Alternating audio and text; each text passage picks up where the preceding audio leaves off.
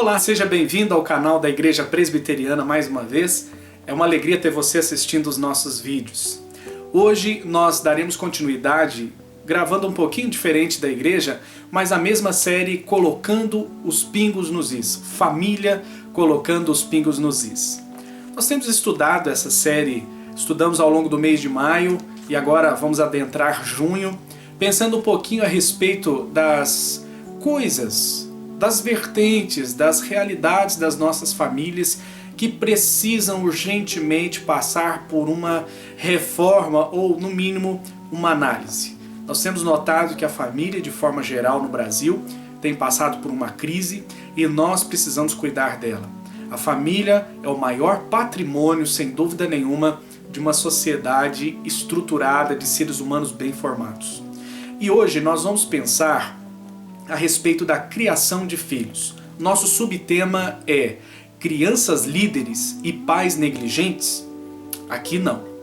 Nós vamos pensar um pouquinho a respeito do sucesso e do fracasso, do papel do papai e da mamãe e o problema que isso gera na formação e no resultado prático na vida das crianças, dos nossos adolescentes e jovens. Antes de tudo, eu quero assistir com você trechos de uma entrevista do educador Mário Sérgio Cortella.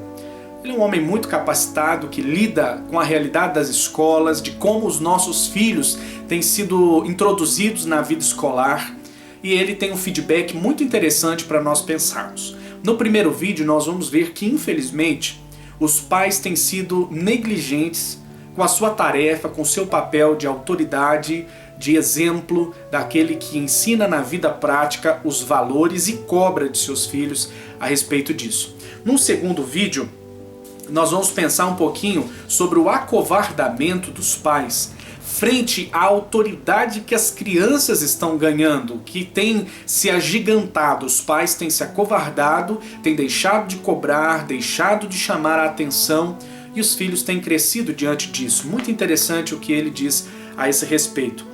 No terceiro vídeo, nós vamos ver o resultado da negligência e o resultado do acovardamento, que é a indisciplina nas crianças e nos jovens.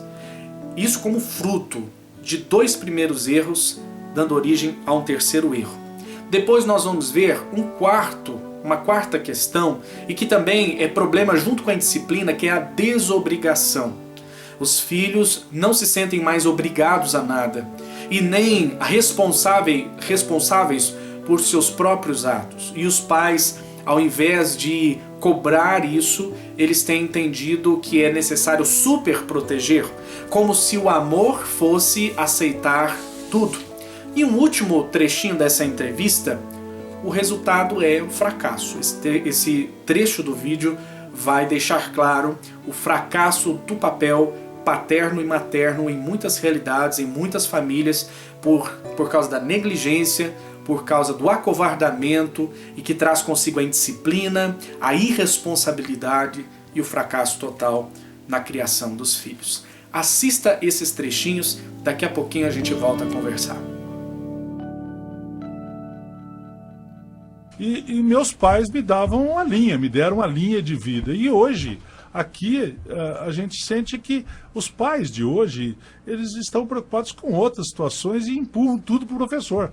Qual é a verdadeira função do professor, do ensinante, como o senhor às vezes diz? Muita gente confunde educação com escolarização. Educação é a formação de uma pessoa. Escolarização é um pedaço da educação.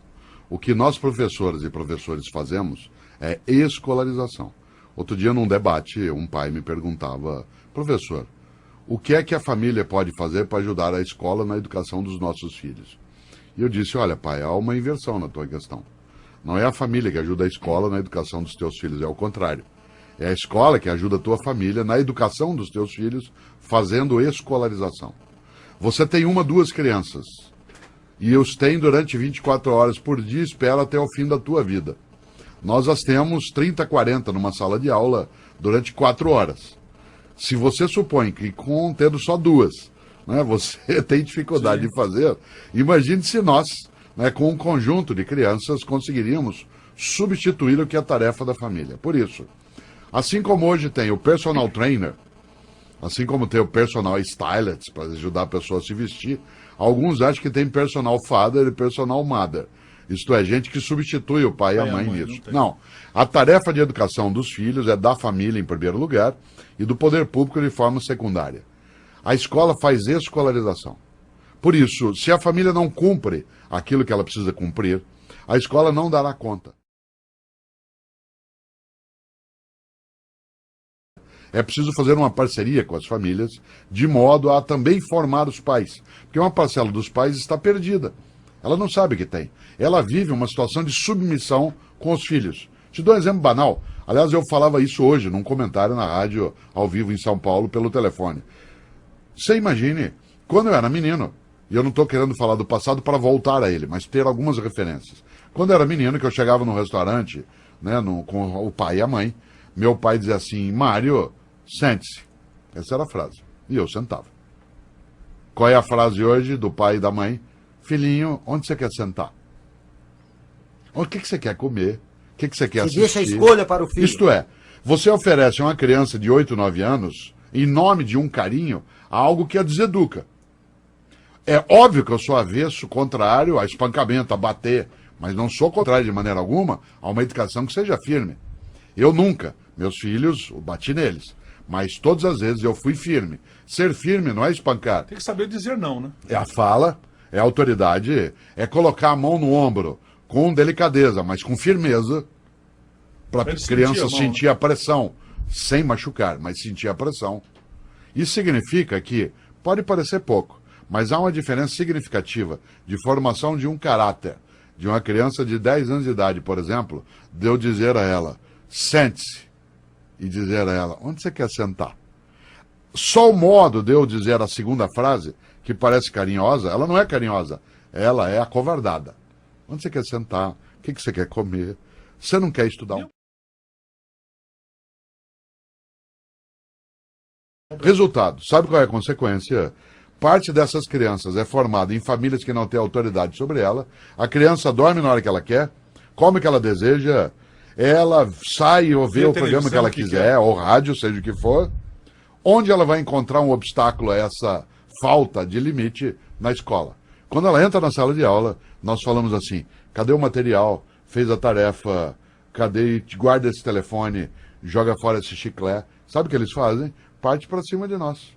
Nós nunca tivemos tantos casos de violência de aluno contra professor quanto que nós estamos tendo atualmente. Por quê? Porque nós somos o primeiro adulto no dia a dia de algumas crianças que decide exercer sobre ela a autoridade. A autoridade não é autoritarismo.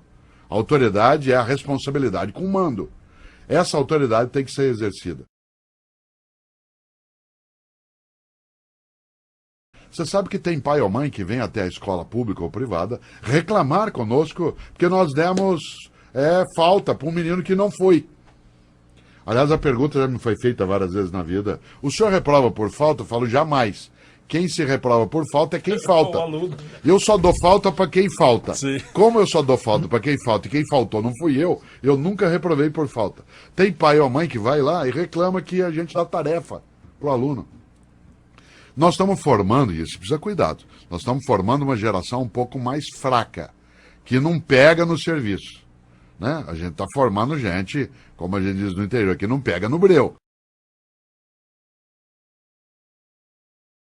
Vou conversar com meus filhos e eu digo, olha, não é bem assim. Meu pai me deu a primeira bicicleta, eu tinha lá 12 anos. Meu primeiro carro foi assim, o meu... Ah, pai, mas no seu tempo era diferente. Então. O que é diferente? O diferente tempo? Não, no seu tempo teu pai era diferente. Meu pai era diferente. O que ele precisa pensar é que a frase assim, meu avô era diferente. Sim. E meu pai está fraquejando. Claro, professor. Muito bem. Nós vimos nesses vídeos todos uma sucessão de erros, muito bem comentados pelo Dr. Mário Sérgio Cortella, que tem estado de maneira muito prática na nossa vida e tem ocasionado essa avalanche de infelicidade na formação de muitos indivíduos que são introduzidos na sociedade e a sociedade, por consequência, tem sido transformada por eles.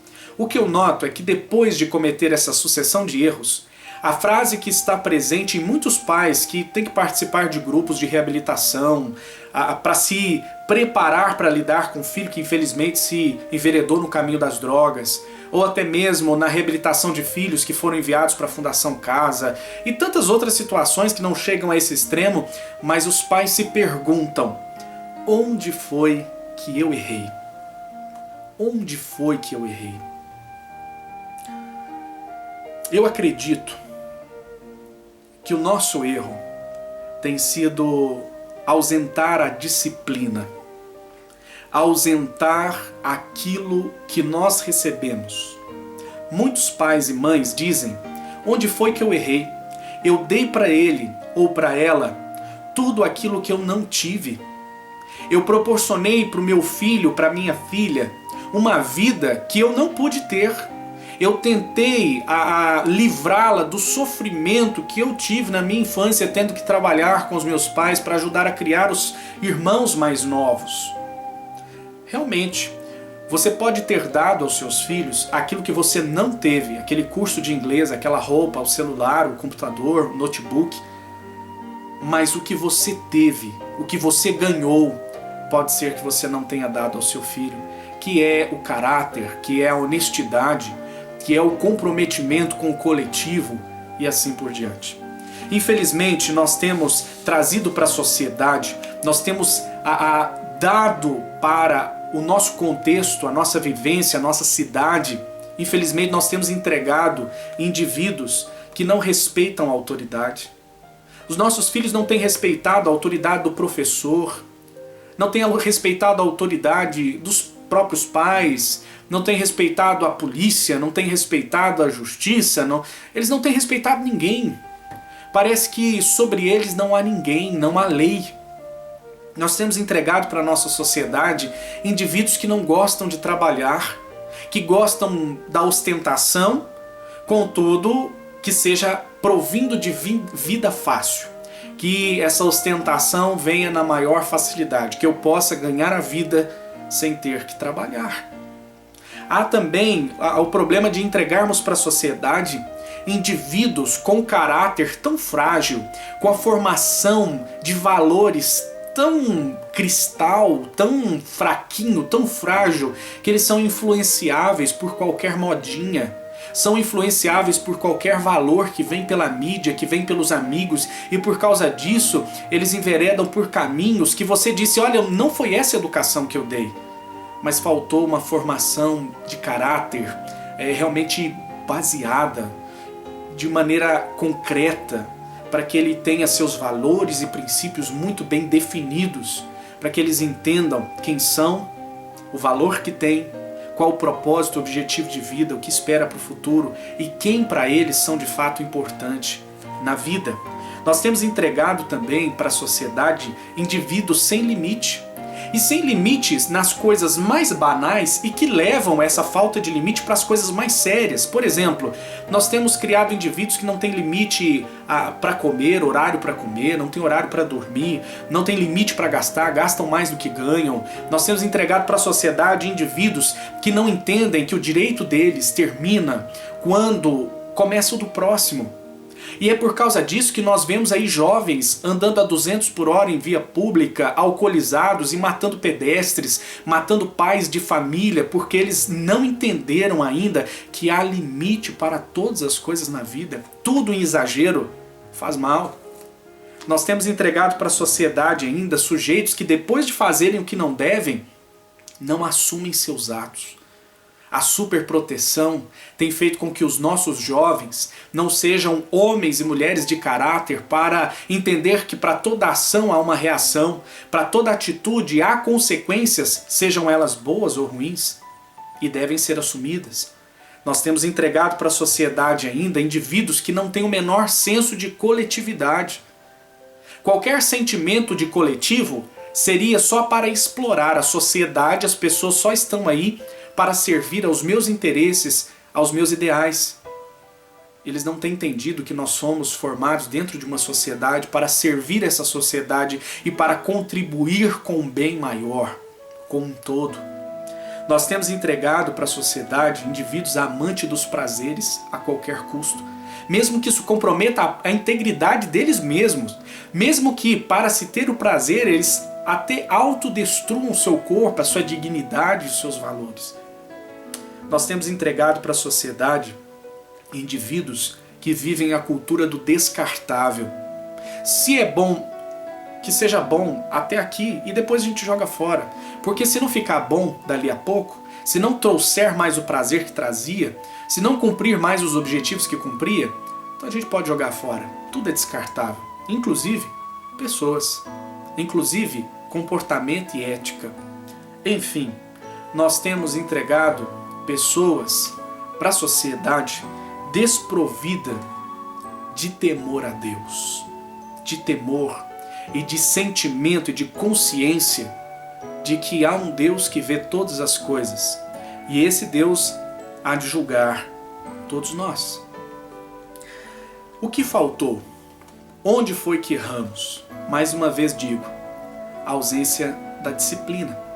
Mas talvez você se pergunte, como eu me perguntei, o que é disciplina? Porque o conceito talvez que há na sua mente, e até havia na minha, era o que permeava os meus pensamentos, que disciplina era punir, era bater, eram coisas do tipo.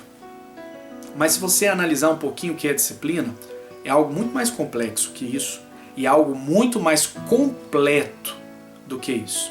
Há um especialista em família chamado Ross Campbell que disse o seguinte: o que é disciplina? Na esfera da criação dos filhos, disciplina é a educação ou um treinamento da mente e do caráter da criança, a fim de que ela se torne um membro autônomo e construtivo no seio da sociedade. E o que isso envolve? A disciplina abrange o treinamento mediante todo tipo de comunicação, orientação pelo exemplo, fornecimento de modelos, instrução e pedidos verbais ou escritos, ensino, promoção de experiências de aprendizado e diversão, enfim, a lista é muito extensa. Disciplina não tem a ver só com castigo, há também um espaço para ele, mas disciplinar o seu filho ou a sua filha é estar com eles, é andar com eles, é transmitir através do exemplo, das palavras, os valores para se ter ali um cidadão ou para se formar um cidadão completo. Por isso que disciplina tem a ver não com punição, disciplina, biblicamente, tem a ver com treinamento. Um pai que disciplina o seu filho é um pai que treina o seu filho através de várias formas de comunicação, como é que a vida é e como eles devem ser a partir de então. A Bíblia é um livro muito completo e a Bíblia conta para nós várias histórias interessantes de sucesso e até de fracasso. E eu quero pensar primeiramente numa história de fracasso. Uma história em que um pai não foi o pai que deveria ser, que agiu ou não agiu quando deveria ter agido. Essa história está no livro de 1 Samuel, a partir do capítulo 2. Essa história conta para nós sobre um homem chamado Eli e os seus dois filhos, Ofni e Finéias. Eli, quem foi Eli? Eli, a história nos conta que foi um sacerdote e também um juiz, uma pessoa muito importante na sociedade de Israel, porque ele tinha a ocupação de cuidar da vida religiosa do povo de Israel, mas também cuidar das situações, das questões judiciais de Israel. Ou seja, era um homem muito ocupado e que trabalhava muito em prol da sociedade. Era um homem honrado, um homem de Deus, enfim. Na nossa perspectiva social, seria um sucesso. Mas quem foram seus dois filhos, Ofni e Finéias? Logicamente, por serem filhos de sacerdote, eles também tornaram-se sacerdotes, foram criados no templo, viveram desde a mais tenra idade na religiosidade de Israel, ou seja, tiveram berço, tiveram de alguma forma um contato religioso, né?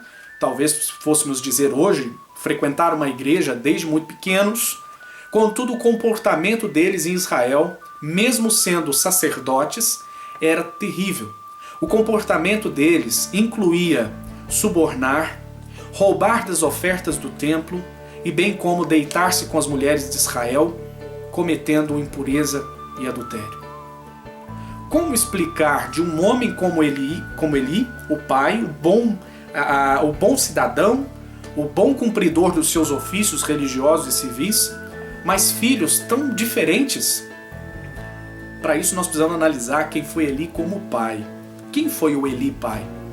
E nós vamos, nas entrelinhas da história, notar que Eli foi um homem infelizmente ausente, foi um pai ausente. Foi um homem que se ocupou em estar na porta de Jerusalém julgando as causas, foi um homem que se ocupou de uma série de tarefas, mas infelizmente ele dedicou-se pouco aos seus filhos. Eles ficaram muito sozinhos ali no templo, seguindo seus próprios pensamentos. Infelizmente, Eli também foi um homem omisso. Sendo ausente, logicamente, ele foi um homem omisso nas suas obrigações de pai, de transmitir os valores que cabiam a ele. Logicamente, os seus filhos, por causa disso, cometeram vários erros. E a sociedade de Israel reclamava disso. Dizia Eli, veja os seus filhos, como eles têm se portado. Até um homem anônimo na história aparece reprovando Eli como pai e os seus filhos no comportamento. Mas a história vai contar que a reação de Eli, ao invés de disciplinar os seus filhos, ao invés de corrigir os seus filhos e deixar com que eles sofressem os resultados das suas más ações, o que Eli fazia era super proteger e honrar mais os seus filhos do que a Deus. O fim de tudo isso foi trágico, muito trágico. Leia lá na história, eu quero aguçar a sua curiosidade para que você leia lá em 1 Samuel a partir do capítulo 2. Mas, enfim, nós encontramos na história de Eli um pai ausente, omisso, superprotetor, conivente e, por fim, fatalista. Porque quando a má notícia chegou a ele, como profecia de que ele e sua família seriam, infelizmente, destruídos pelas suas más ações, ele simplesmente aceitou o fim da sua família e entendeu que era para ser daquele jeito mesmo, ao invés de ser um pai que lutou para restaurar a sua casa e a sua família. Eu espero que você seja um pai que queira restaurar sua família, porque a mesma Bíblia que conta a história trágica de Eli e de seus filhos é a mesma Bíblia que em Efésios, no capítulo 6, do versículo 1 até o 4, vai contar para nós quais devem ser as atitudes dos filhos e dos pais para que haja sucesso na família. E eu quero ler esse texto com vocês. Efésios capítulo 6, do versículo 1 ao 4.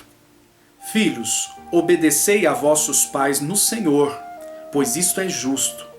Honra teu pai e a tua mãe, que é o primeiro mandamento com promessa, para que te vá bem e sejas de longa vida sobre a terra. E vós, pais, não provoquei vossos filhos à ira, mas criai-os na disciplina e na admoestação do Senhor. Vejamos que esse texto, diferente da trágica história de Eli, vai contar para nós, ou vai nos direcionar, vai dar para nós orientações práticas de como deve ser o relacionamento entre pais e filhos, filhos e pais. E a história começa, ou a orientação começa, melhor dizendo, com uma orientação aos filhos. Filhos, como vocês devem proceder. E ali nós temos duas ordens claras. Primeiro, obedeça aos seus pais e honre os seus pais. Ou, complementando, honre seus pais os obedecendo. E isso é a lei natural da vida. Até mesmo os animais, a natureza, já entendeu essa lição. E o quanto valor experiente e o quanto os pais têm a oferecer aos seus filhos de vida prática, de experiência de vida. A natureza entendeu. Mas nós, infelizmente, ainda não entendemos em uma série de questões. Pais, aliás, filhos, honrem os seus pais, obedecendo e dando ouvidos ao que eles têm a dizer.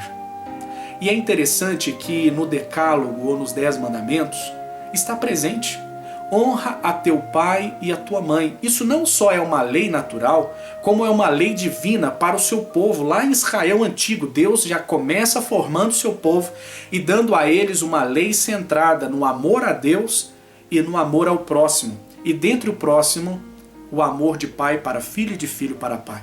E a ordem é: honre obedecendo o teu pai e a tua mãe. E os resultados disso não é nada menos que uma promessa para que vocês possam viver muitos dias, ou seja, a sua vida seja prolongada e seja feliz. Melhor do que uma vida longa até, mas uma vida longa e feliz. E o que eu fico a pensar e a matutar, né, como dizem, muitos filhos teriam vivido mais se tivessem ouvido aos seus pais. Muitos filhos, se tivessem ouvido a mãe dizer: filho, não sai hoje, não ande com essas companhias, não namore esse rapaz, não namore essa moça. Se muitos de nós tivéssemos ouvido mais a nossa mãe e pai, certamente muitos estariam ainda aqui para contar a história. Mas preferiram sair com os amigos, viver com os amigos e perderam a vida. Quantos casamentos mais felizes nós poderíamos ter? Quantas pessoas mais contentes nós poderíamos ver na sociedade? Quantas famílias mais bem-sucedidas existiriam se os nossos filhos e filhas aprendessem o valor de honrar o pai e a mãe com obediência? Filho, ouça mais o teu pai e a tua mãe, para que você viva mais e para que você seja mais feliz. E a segunda orientação desse mesmo texto agora é para os pais. Quando Paulo, o apóstolo Paulo, que escreveu esse texto para a igreja lá em Éfeso, orienta os pais dizendo que eles deveriam cuidar dos seus filhos com disciplina, com paciência nesse sentido, e não provocassem os filhos à ira.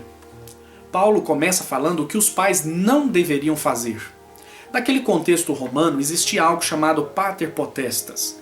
Os pais tinham autoridade sobre os filhos, até mesmo de tirar a vida deles. Os filhos eram para os pais como uma propriedade. Perdiam até a dignidade como pessoa, como ser humano. E Paulo faz questão de dizer: com vocês cristãos, não deve ser como acontece com os romanos.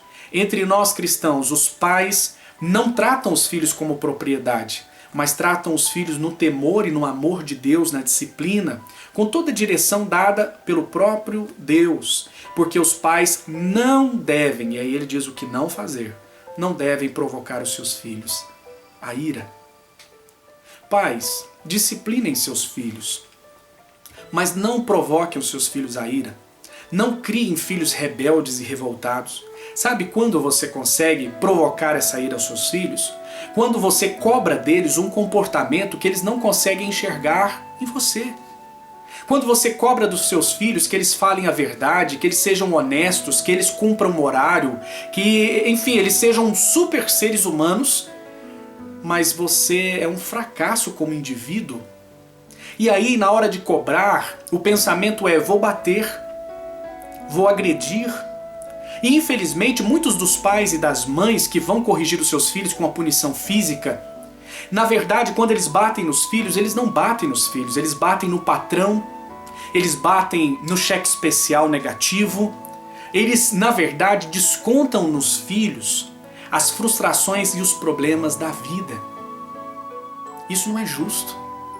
É por isso que muitos filhos ficam revoltados, rebeldes, é por isso que não há mais aquele vínculo de amizade que deve haver. Lógico que você é pai e mãe, você não é amigo do seu filho, você tem autoridade sobre ele, sobre ela. No entanto, a amizade vem junto com essa autoridade. Você não é só amigo, você é pai, mãe, mas também tem que ter esse vínculo de amor, de amizade, de respeito. Olhe para o seu filho como um ser humano em formação.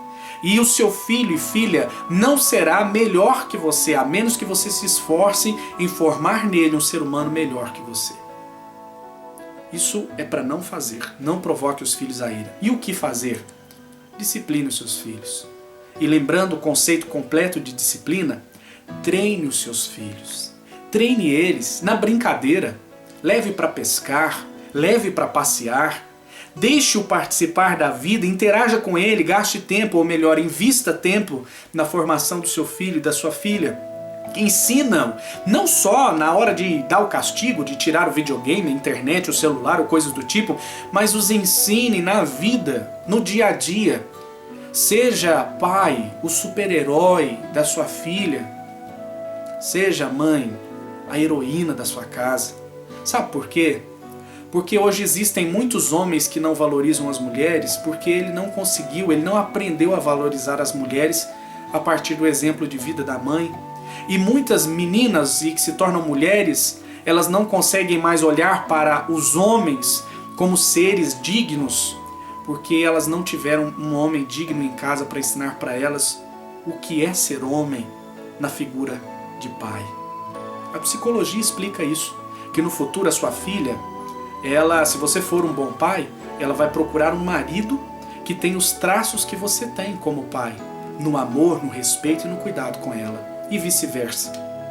Seja o melhor pai e a melhor mãe do mundo, mas para que isso aconteça, não retire a disciplina, porque retirar a disciplina vai apenas retirar o caráter e a formação do seu filho e da sua filha.